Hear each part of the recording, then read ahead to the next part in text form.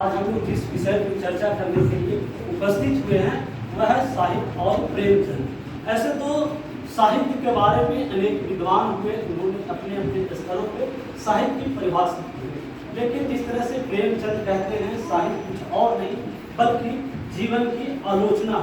आलोचना कहने का तात्पर्य यह है कि वह हम जो भी जीवन जीते हैं उसके बारे में, चाहे वह सकारात्मक पहलू हो चाहे नकारात्मक पहलू हो, हम उसे साहित्य में पिरोते हैं, लिखते हैं और पाठक वर्ग को देते हैं।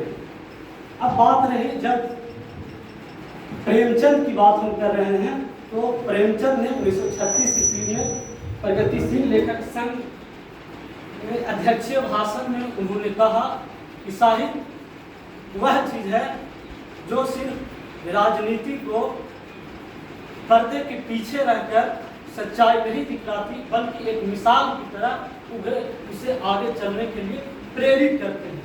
तो वर्तमान समय में साहित्य हमारे लिए क्यों प्रासंगिक है, प्रेमचंद कैसे प्रासंगिक है?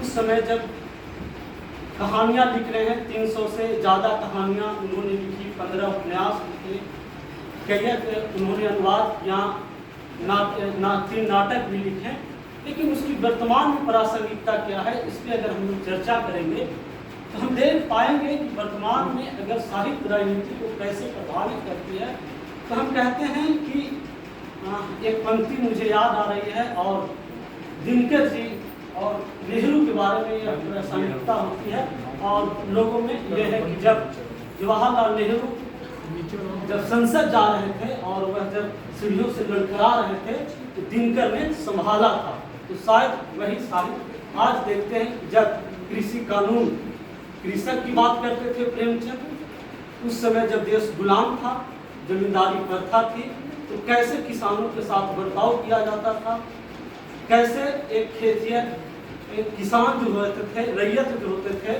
आखिर मजदूर बन जाते थे। तो वर्तमान में जो कृषि कानून आई तो कैसे आप देख सकते हैं कि दिल्ली के बॉर्डरों पर, सीमा पर लोग किसान अपने अधिकार और हक के लिए लड़ते हैं और सरकार को यह बात कर देते हैं अपने अधिकार को मानने के लिए। तो यह प्रेरणा कहाँ से मिलती है? ये प्रेरणा हमें प्रेमचंद की साहित्य से मिलती है। प्रेमचंद की साहित्य स्त्रियों के बारे में भी खूब लिखा है, सिर्फ लिखे ही नहीं बल्कि कथनी और करनी में उन्होंने दिखलाया इस रूप में है कि हमारा समाज जो है पुरुषवादी मानसिकता वाले समाज रहा है, महिलाओं को दोयम दर्जे देता रहा है, लेकिन प्रेमचंद ने उसको जिया। कैसे जिया? जब उनकी पहली पत्नी की मृत्यु हुई, उसके बाद उन्होंने विधवा स्त्री से विवाह किया और समाज को एक संदेश, एक आईना दिखाया कि देखिए साहित्य सिर्फ लिखने की चीज नहीं है, साहित्य के द्वारा हम दूसरों को प्रेरणा सिर्फ नहीं देते हैं बल्कि उसे अपने जीवन में भी उतारने की जरूरत है। उन्होंने कहा, उन्होंने नमक का दरोगा कहानी लिखा, उस कहानी में क्या दर्शाते हैं? ईमानदारी, नैतिकता। लेकिन आज के वर्तमान में क्या है?